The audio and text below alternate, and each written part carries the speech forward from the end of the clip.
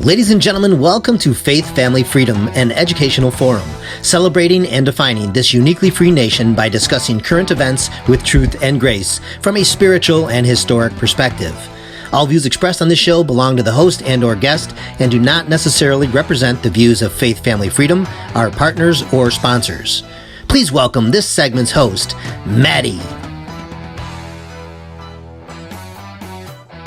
Hello, and thank you for joining us for our premiere episode. My name is Mattie Zarpentine, and I'm a founding member of the Educational Forum project that began in 2015.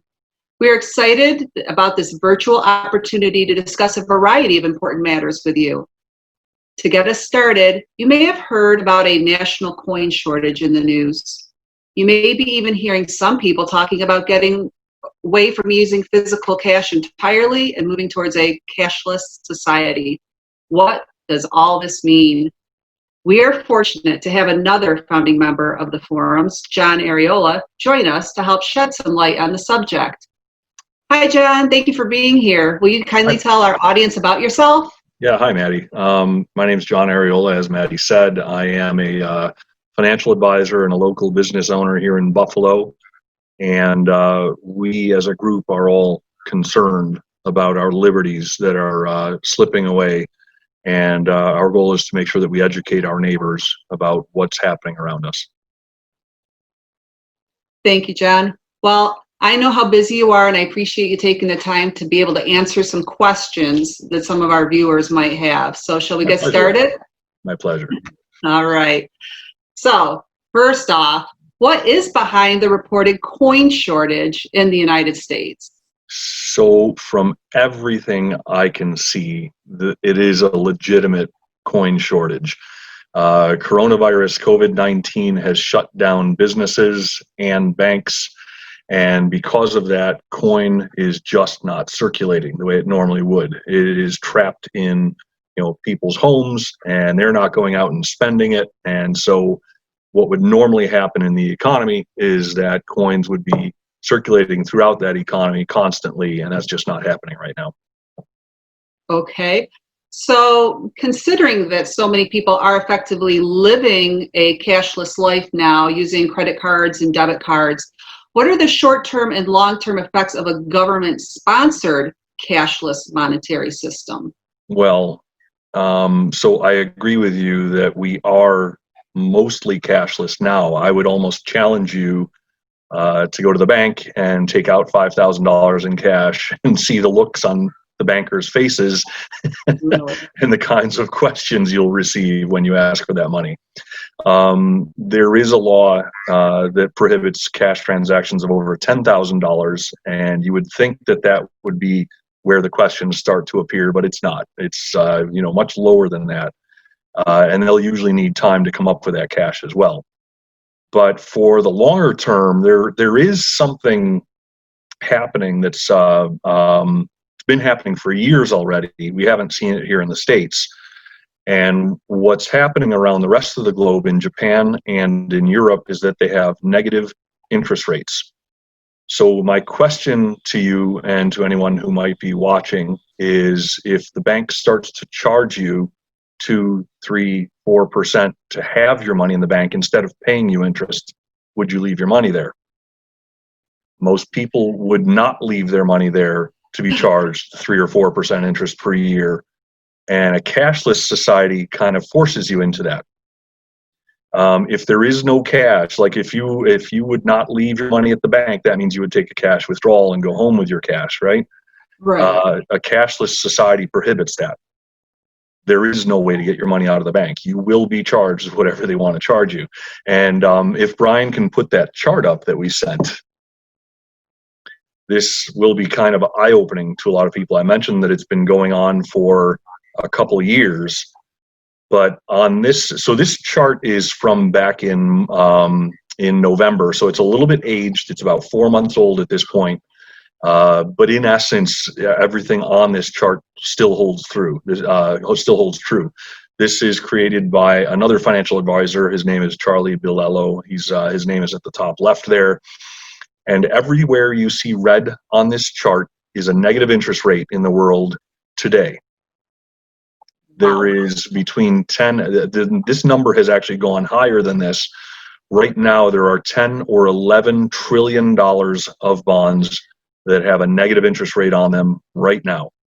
So if you look at these countries, Switzerland, Germany, Netherlands, Denmark, Japan, Austria, they're actually getting paid interest for their debt. That's like you taking out a mortgage, and then instead of having to pay more interest on your mortgage, you're receiving interest. And as a matter of fact, that literally happened. I can't remember which one of the Nordic countries it was. It was Sweden, Norway, Finland, but one of them in the last year actually did start paying mortgage holders interest on their mortgage. Really? It's a very upside down world. It's very hard to wrap my head around. It should be hard for you to wrap your head around. It's never happened in history.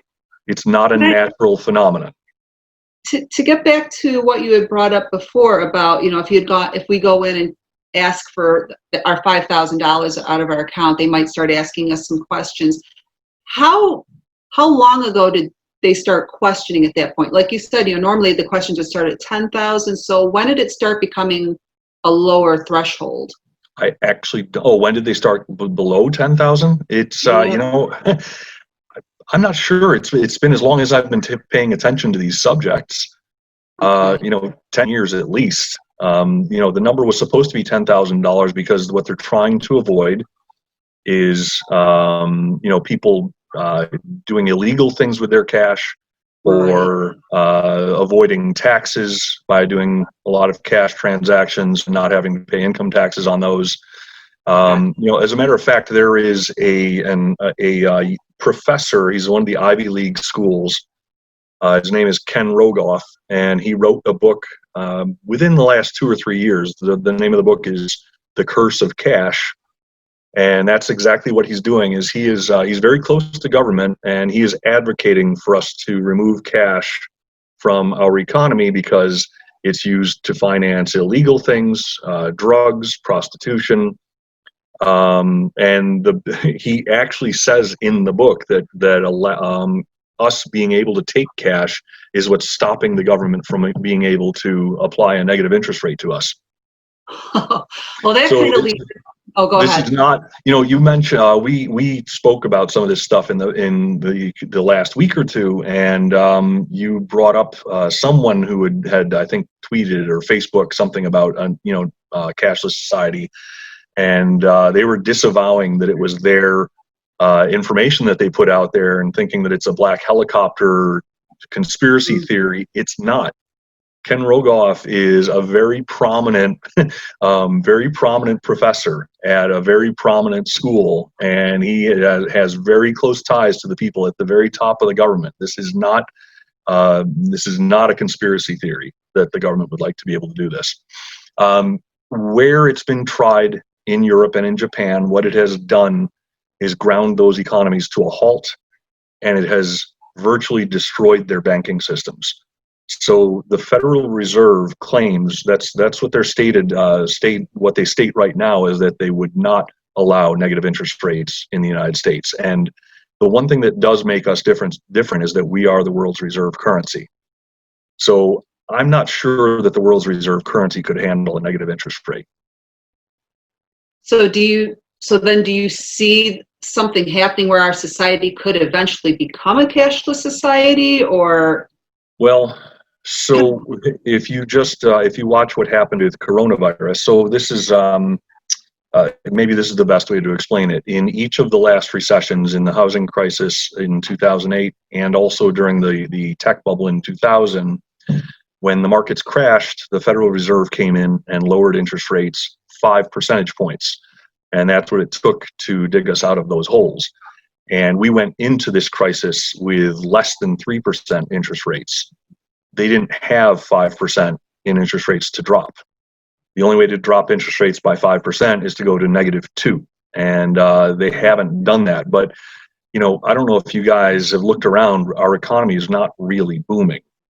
The stock market has recovered pretty well, but the economy itself remains in the doldrums. And the central banks, so I'm not a fan of any of this, so I'm not defending any of it. I'll be clear. But central banks will not sit by and watch the market crash 60, 70% and watch pensions go broke and watch people lose their job. So they're no longer paying income taxes, and they're no longer shopping and paying sales taxes to their local economies. And instead they're drawing on unemployment. The Federal Reserve will not just sit by and let that happen. They will try something. And if what they're trying now doesn't work, they will try more things. Wow. So, speaking of our economy right now, how do you see all of this affecting small businesses that rely on cash flow to operate daily? Physical cash is something that I think the government would love to stamp out, because if they get rid of physical cash, they can tax everything. There is no more of your kid going out and cutting the lawn for the neighbor and getting $20 in cash in their hands for that. And I don't know what you leave your kids when the tooth fairy comes.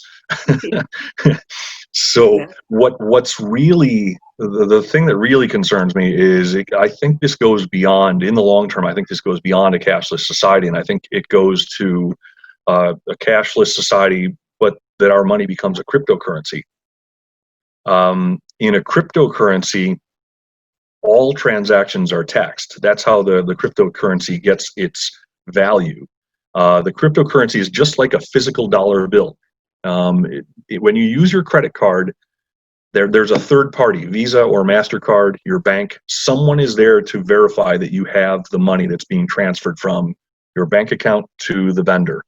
When you use a cryptocurrency, the cryptocurrency itself, when it's transferred to you, is the same thing as a physical dollar bill. It has value all by itself. And the most popular of the cryptocurrencies right now is Bitcoin.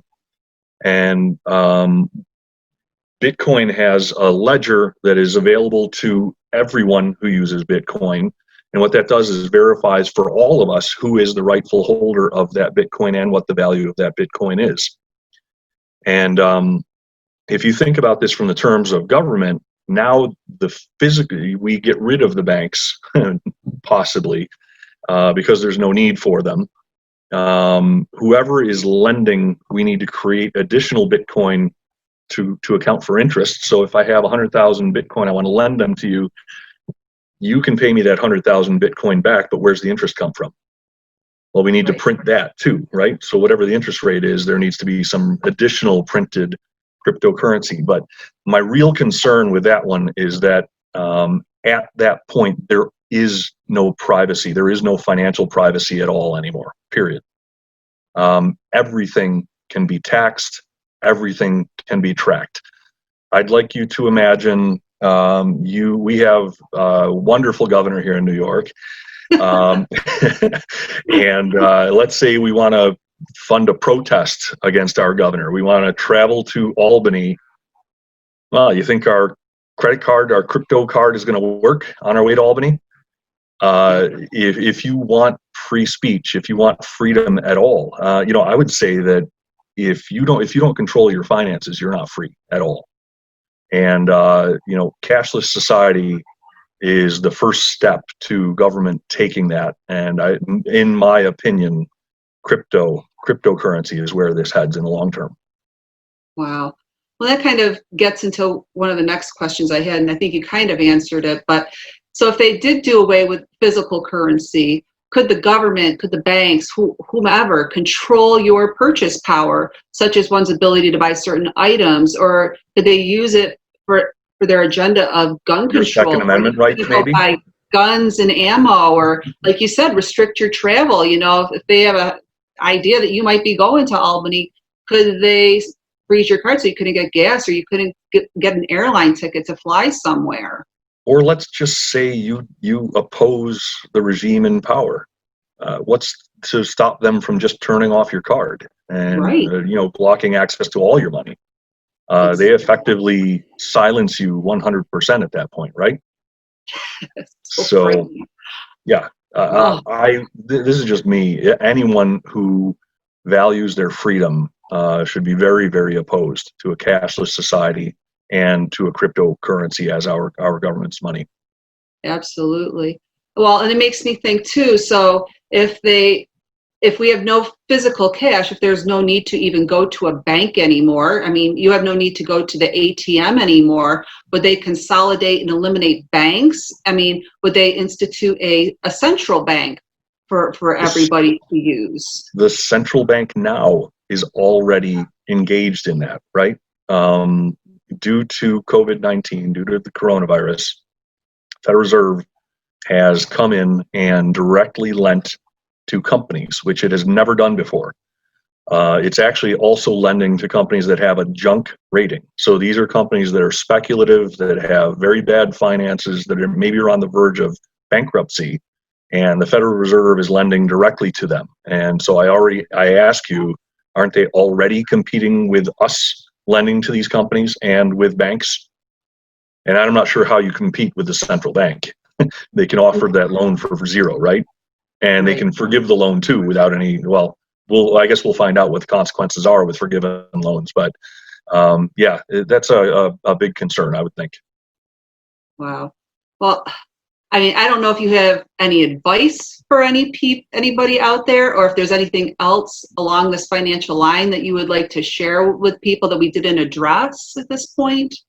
I would just repeat what I said earlier, is that if you do not control your finances, you are not free. And I would urge everyone to get themselves educated on this subject and understand the issues pro and con. I've read the books. There are more outlandish ideas about money being written right now. There's a theory called modern monetary theory, where the government, where the government basically spends anything it wants to, and the Federal Reserve finances that. And if you worry about inflation getting out of control, their solution to inflation is to tax you.